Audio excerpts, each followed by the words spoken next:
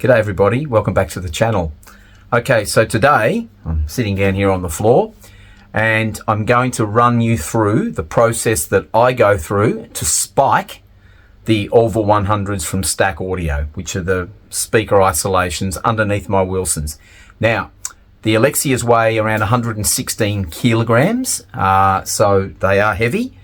So to do this, the first thing that I did was take the top array off and just leave the base unit on, which you can probably see behind me right there. That's the one we're going to do. I've done the other one on the other side, and the reason I've done that is so that I actually have a process in place to be able to show you what worked best for me. So this may not be necessarily a way to do it for you guys.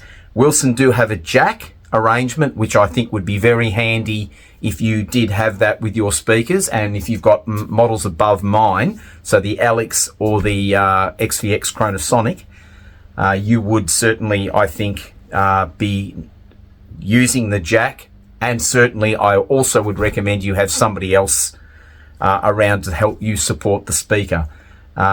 If these things topple over and you're underneath them, you're probably going to hospital.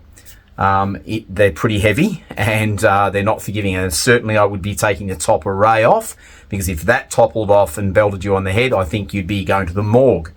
So anyway, let's wander through this. I'll show you what's in the box, and I will then show you through the process that I did on my own, but certainly taking the top arrays off was absolutely a no-brainer. It had to be done.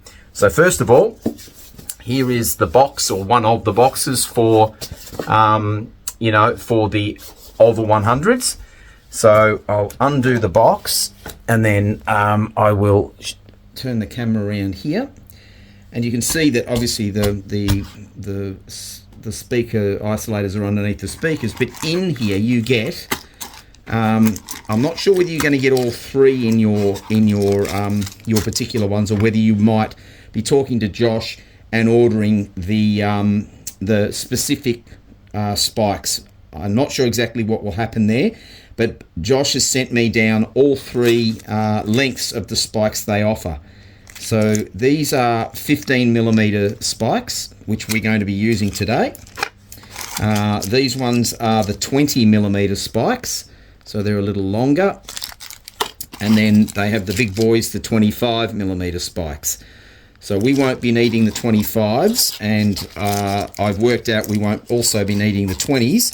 We're going to be using the 15s. So there are 3, 6, 9, 12 spikes in this bag, 3 for each of the Auva 100s. The 15s work well. You just want this to make contact with the floor underneath and through your carpet and your underlay, and make contact with the floor. You don't want your Auva 50s, 70s or 100s, I don't think, too high off the carpet. You just want these to make contact with the floor, and then you should be pretty much, you'll have done the job. You'll know that by just simply testing a footer and seeing if you can feel that footer ground itself right through the carpet. If that's the case, then you would always go with the smaller of the options, or depending on what you're picking. If it comes with a set, then you would need to work out what you needed and then order accordingly from Josh at Stack Audio.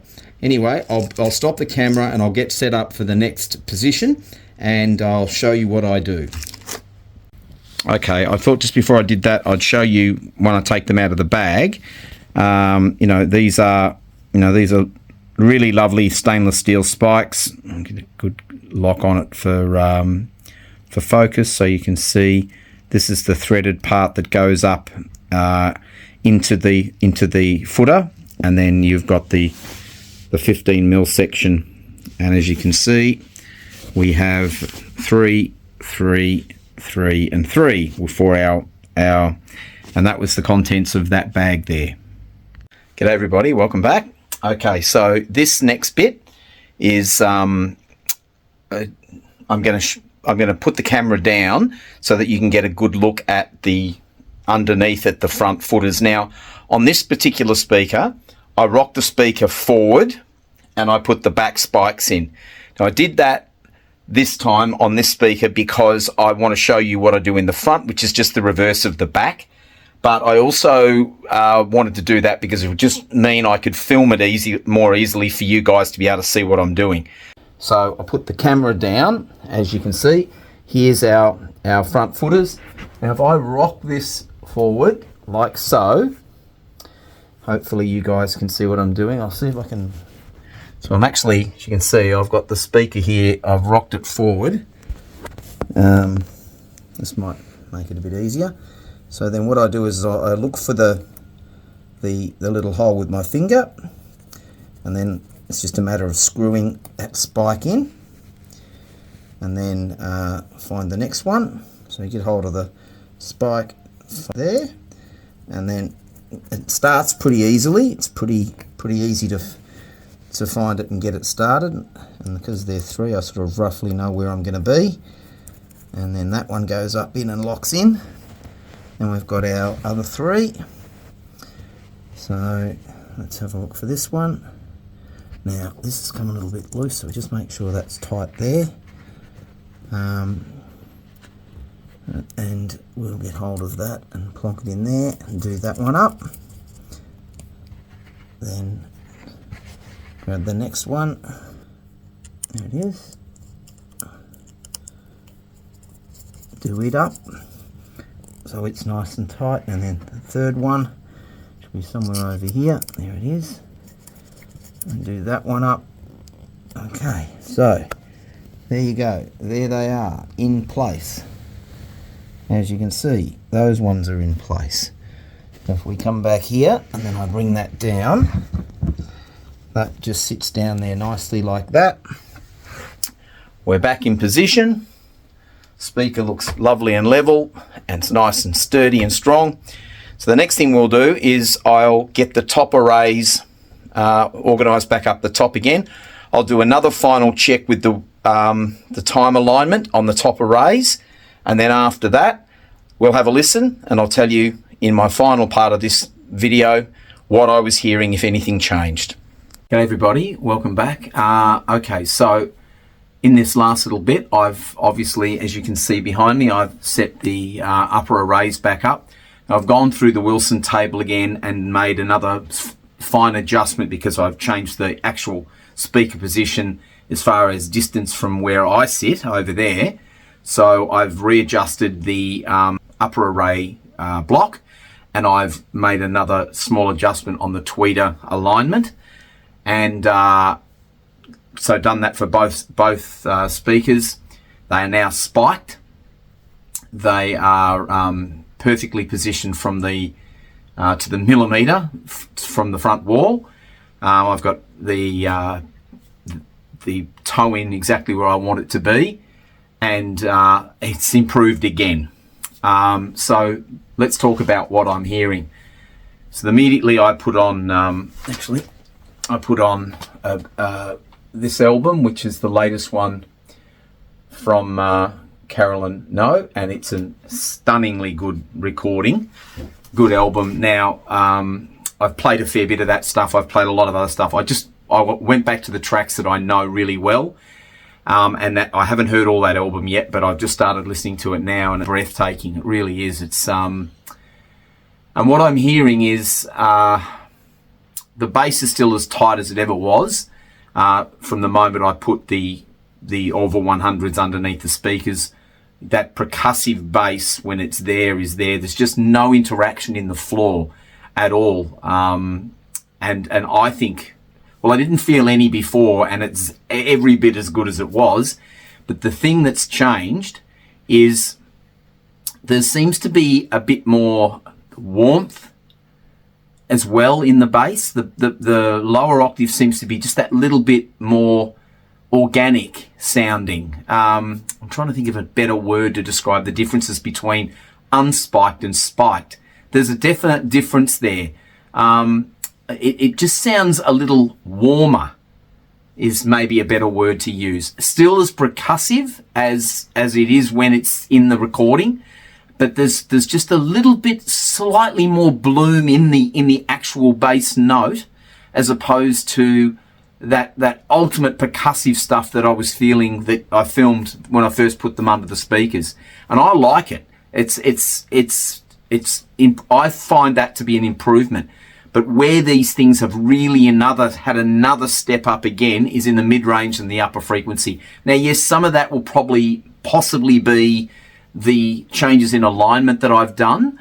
Although in saying that, in the speaker positions that they're in now, with that final movement, they were where they were before. They were correctly aligned for my seated position.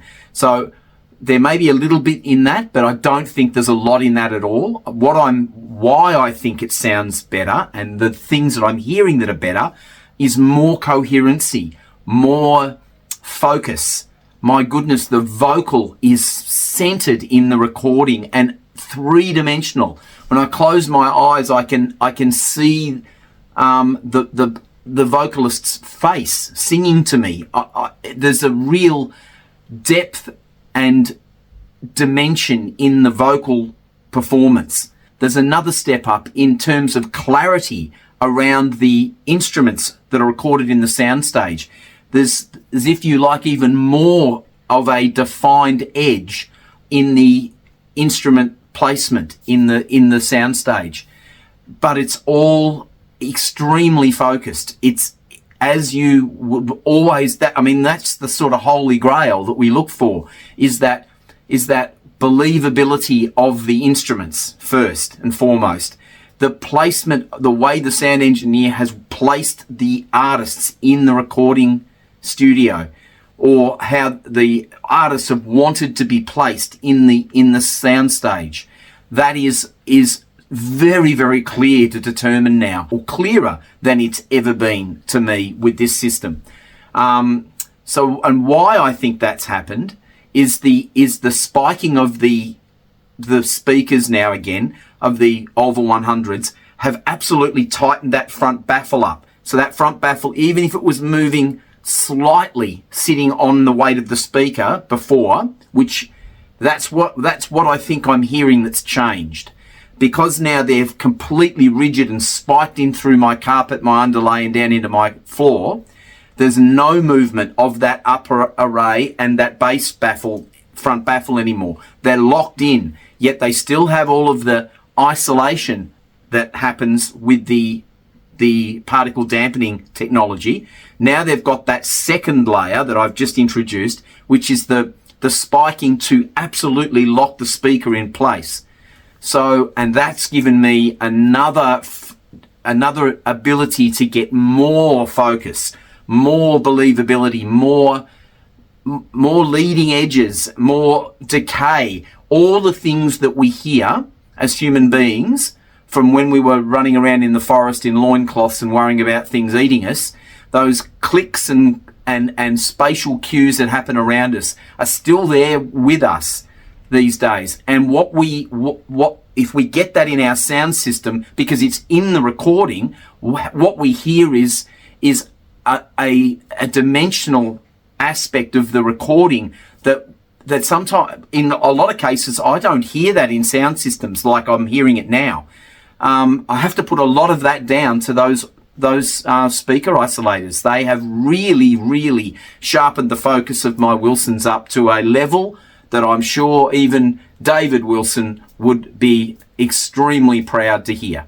I'm just a bit overwhelmed by getting yet another improvement in this, and I'm just a little dumbfounded that it could have improved another amount that I can discern, that I can articulate, that I can talk to you guys about. And there's definitely an improvement in the imaging, in the soundstage depth, again, the width across the soundstage, the micro details that sometimes get lost are back in focus, in full focus again, to a level to which I've never heard my system do. It just gives me another whole appreciation for this stuff, beside me here, the level of equipment that I've been lucky enough to now have in my system, and to have all of the ducks lined up in a row now in such a way that I can hear everything that's in the recording. So that's really wraps up the my thoughts on what's changed today with the, again, repositioning of the speakers, the realigning of the upper array, but most importantly, the spiking of the Auva 100s. And that has made a significant improvement for the better once again in my system. So thanks a lot for watching. I hope you enjoyed this. I wanted to bring you along on the ride, as I like to do with everything I'm doing.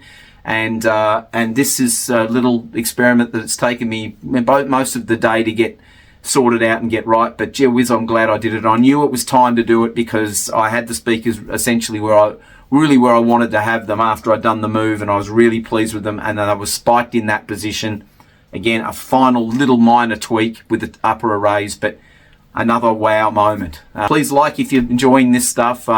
Subscribe to the channel if you haven't, because that helps the channel. It's one of those things that really just helps me get bigger, and then that pushes out the content further. We get more people involved. It means the manufacturers get to look at what I'm doing, and they will want to be involved, hopefully, when they've got like-minded people in my community, as you guys are. And I want to have more of that so that I can grow the channel and get some awesome equipment in here to review for you guys. So thanks again, and we'll talk soon.